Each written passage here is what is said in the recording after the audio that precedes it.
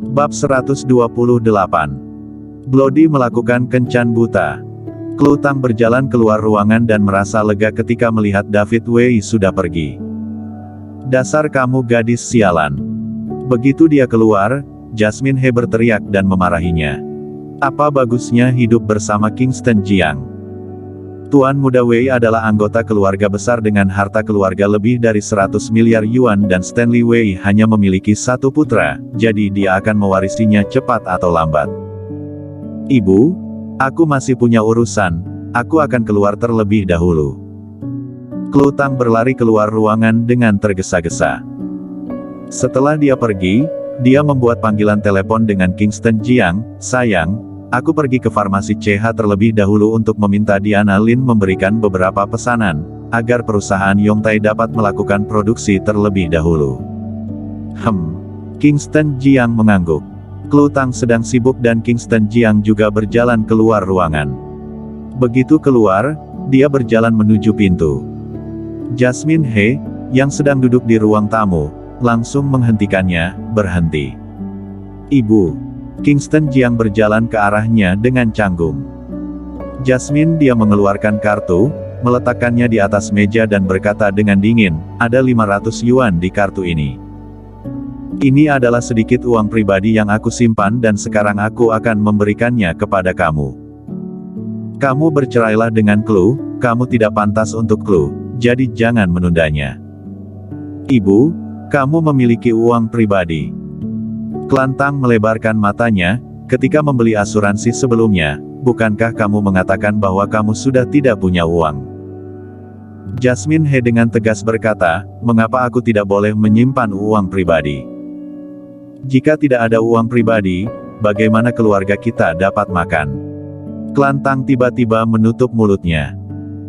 Dia bermain dengan kunci mobil Ferrari di tangannya, memandang Kingston Jiang dan berkata, Kingston Jiang, aku akui kamu memang melakukan pekerjaan rumah dengan sangat baik, tetapi kamu harus tahu bahwa kamu tidak pantas untuk kakakku. Apakah kamu mampu membelikan aku mobil sport dengan harga jutaan yuan? Kamu tidak mampu, tapi Tuan Muda Wei mampu membelikannya. Kingston Jiang tidak tahu harus tertawa atau menangis. Dia merasa bahwa dia sudah harus mengakuinya. Kalau tidak, dalam keluarga ini, dia tidak akan memiliki status sama sekali. Ibu, aku sebenarnya mempunyai uang. Kingston Jiang berkata tanpa daya, sebenarnya Imperial Residence adalah milikku.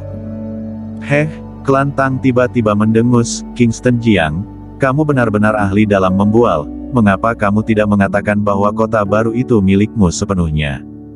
Itu memang benar. Kingston Jiang mengangguk. Klantang mengutuk, sialan, mengatakan kamu gemuk, kamu pun benar-benar mengakuinya, kamu ini terlalu ahli dalam membual. Apakah kamu tahu apa kota baru ini? Aku rasa kamu tidak akan memahaminya dalam seumur hidupmu. Itu benar-benar milikku. Aku yang mengatur agar Clara He pergi bekerja di New Generation. Ada ekspresi jijik pada wajah Jasmine He. Kingston Jiang ini baik dalam segala aspek, tapi terlalu miskin dan terlalu suka membual. Dia tahu pekerjaan Clara He sejak lama, karena dia bertemu Sheila Bai, komisaris New Generation dalam perjalanan untuk melamar pekerjaan. Kingston Jiang, kamu harus meninggalkan Klu. Jasmine He memarahi, Klu tidak akan bahagia dengan hidup bersamamu. Bahkan tidak ada yang percaya ketika dia mengatakan yang sebenarnya. Kingston Jiang tidak bisa berkata-kata. Dia berdiri dan berkata, aku tidak peduli, selama Klu bersedia bercerai, maka aku akan bercerai. Dia berdiri dan keluar. Dengan tidak ada Klu di sini, maka dia tidak perlu tinggal di rumah ini. Selain itu, dia telah menginstruksikan Sheila Bai untuk menyiapkan mas kawin dan mas kawin ini akan segera dikirimkan, lalu keluarga Tang akan mempercayai identitasnya. Ibu, kamu lihatlah anak itu, dia semakin kelewatan. Ada-ada saja Kak Klu itu, bukankah itu hanya karena Kingston Jiang menyembuhkan lukanya?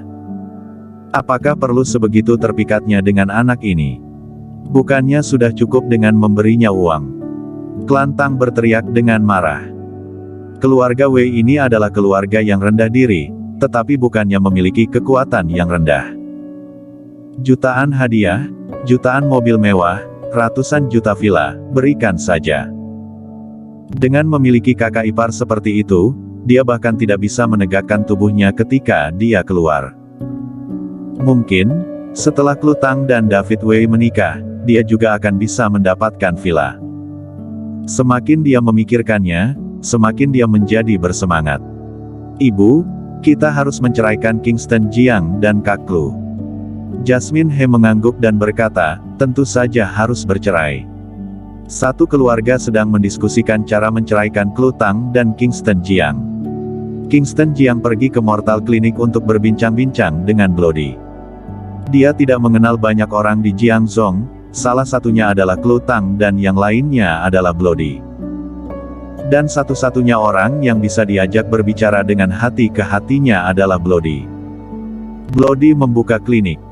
Tapi membuka klinik di Kowloon Street itu sama saja dengan mencari kematian. Orang-orang di Jiangzhong pergi ke Medical Street untuk berobat. Sedangkan mereka yang datang ke Jiangzhong dari tempat lain untuk menemui dokter akan pergi ke Medical Street dan mereka tidak pergi ke klinik kecil biasa. Pintu Mortal Clinic terbuka sedikit. Sebelum Kingston Jiang masuk, dia mendengar suara seorang wanita. Sialan, ada apa? Ekspresi wajahnya tiba-tiba menjadi bersemangat dan dia tidak terburu-buru memasuki ruangan, tetapi mendengarkan di pintu. Di dalam klinik, Bloody sedang duduk di kursi dan seorang wanita duduk di seberangnya. Wanita itu berusia sekitar 25 atau 26 tahun, dengan menggunakan riasan serta mengenakan gaun yang cantik, serta dia juga terlihat sedikit cantik. Bloody bukan. Aku rasa kita tidak cocok. Kamu tidak punya mobil, tidak ada rumah, tidak ada tabungan, serta hanya membuka klinik rongsokan ini serta bisnisnya tidak terlalu bagus. Kriteria pacarku sangat tinggi, setidaknya memiliki sebuah rumah di distrik, memiliki mobil dengan harga lebih dari 500.000 yuan, serta tabungan 1 juta yuan. Wanita itu mengambil tas di atas meja dan memandangnya dengan jijik. Miskin dan tidak ada uang, untuk apa masih melakukan kencan buta? Setelah meninggalkan kalimat ini, dia memutar pinggulnya, berbalik dan pergi. Bloody ingin memintanya tetap tinggal, tetapi ketika kata-kata itu tiba di ujung bibirnya, dia tidak tahu bagaimana mengatakannya. Dia hanya bisa menghela nafas. Setelah wanita itu pergi, Kingston Jiang tersenyum dan masuk. Dia tersenyum dan membungkuk, menepuk meja dengan tangannya, serta hampir melompat. Bloody bukan. Ketika kamu ingin melakukan kencan buta, bukannya kamu harus memilih tempat yang romantis. Mengapa kamu memilih Mortal Clinic? Bloody tampak canggung. Kak Kingston, sejak kapan kamu tiba? Sudah lumayan lama dan aku sudah mendengar semuanya. Haha, tidak ada uang, tidak ada mobil, tidak ada tabungan, miskin. Kingston Jiang seperti telah mendengar lelucon terbaik di dunia, mulutnya tidak bisa ditutup, hingga air matanya mengalir keluar. Sudahlah, jangan mengolok-olok aku lagi. Bloody menunjukkan ekspresi tegas. Kingston Jiang menutup mulutnya, dia tidak ingin tertawa, tetapi dia tidak bisa menghentikannya. Jenderal Blackfin dari Belantara Selatan yang terkenal, melakukan kencan buta dan dikritik karena miskin. Setelah tertawa, Kingston Jiang menegakkan tubuh dan menepuk bahu Bloody. Katakan yang sejujurnya pada kakak, mengenai wanita seperti apa yang kamu suka, aku akan memperkenalkannya kepadamu. Aku hanya bosan. Aku mengunduh aplikasi kencan buta dan meminta seorang gadis di dalamnya untuk bertemu. Aku juga tidak benar-benar ingin jatuh cinta, lagi pula aku rasa aku tidak cocok untuk jatuh cinta. Bloody berkata dengan sungguh-sungguh. Kingston Jiang tersenyum dan berkata, aku tahu, kamu sudah tidak sabar karena kamu sudah berusia 30-an dan masih perjaka. Tidak apa-apa, kakak akan membawa kamu ke tempat-tempat mewah, mencari beberapa wanita untukmu. Cek. Bloody tampak menghina dan berkata, bukannya kamu juga sama. Jangan pikir aku belum pernah mendengar desas-desus bahwa kamu belum berhubungan badan dengan kakak ipar. Wajah tua Kingston Jiang memerah dan dia mengelak, siapa yang mengatakan itu? Kami akan melakukannya di malam hari dan melahirkan anak yang gemuk pada tahun depan. Kalau begitu bukankah artinya belum? Bloody menunjukkan ekspresi meremehkan, kamu sendiri juga seperti itu, tapi kamu masih memiliki wajah untuk mengatai aku. Sudah, jangan membicarakan ini lagi. Kamu juga sudah tidak muda, ayo, kakak akan membawamu keluar. Tunggu sebentar, aku harus menelepon untuk menanyakan tempat hiburan apa yang ada di Jiangzhou untuk kita kunjungi. Kak Kingston, kamu benar-benar akan pergi. Pergi berkeliling, anggap saja sebagai menambah pengalaman hidup. Kingston Jiang langsung melakukan panggilan telepon. Dia langsung menelepon dan bertanya pada Max Ye. Sebenarnya, dia tidak tertarik dengan ini, dia hanya ingin dia menjaga bawahannya. Bloody juga seorang pria dan dia juga memiliki keinginan, jadi dia harus melampiaskannya dan membiarkannya menjadi pria sejati.